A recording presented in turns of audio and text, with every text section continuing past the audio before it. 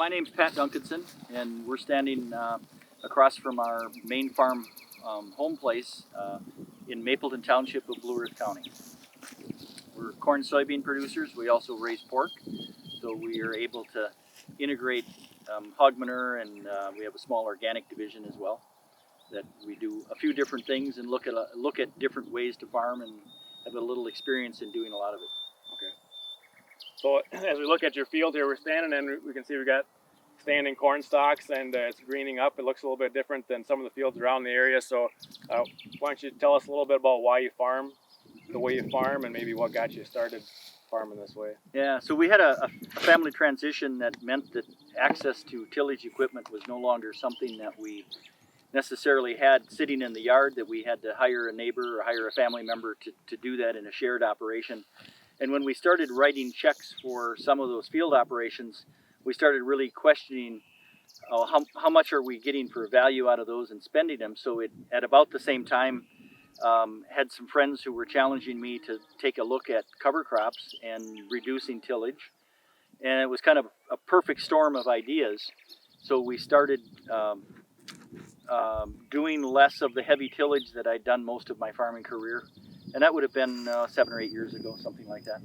And we also added some cover crops at about the same time, and thinking that, well, maybe the cover crops and the root structure of the rye would help do some of the work that the tillage had been doing for us.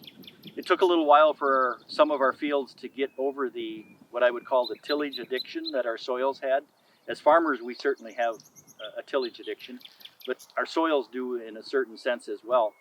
And I didn't put too much stock into the rye root structure, and I'd been told how wonderful it is, and how, it's just I'd been told that it was an amazing plant.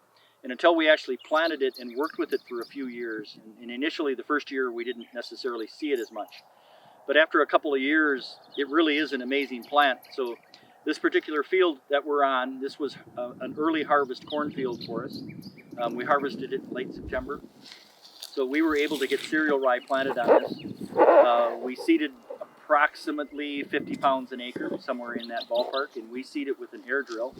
And we did a no-till application with that, so we didn't do anything after corn harvest.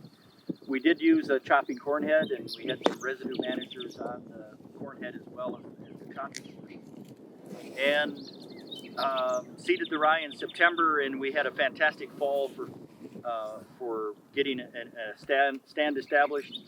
We were able to actually see green rye during October, which oftentimes we don't see that. A lot of times we'll seed in September and October, and we won't even see the rye grow until spring. It's there. It's maybe an inch tall, but this is 3 to 4 inches tall, and it was fun to see it. Occasionally this winter it would green up on a really nice day that we had this last year with a mild winter. So we're probably at about the same height we were last November when it stopped growing aggressively. But it is now greened up, and it's here we are in the middle of March today, and this stuff is ready to take off and grow. And we may have a different set of challenges than we've had some years. So this field is intended to go to soybeans, and we're basically replacing some of the tillage, heavy work that we did with tillage with the cover crops, and especially as we use no-till. We're all about soil structure and a different way to build soil structure rather than trying to use tillage to do that.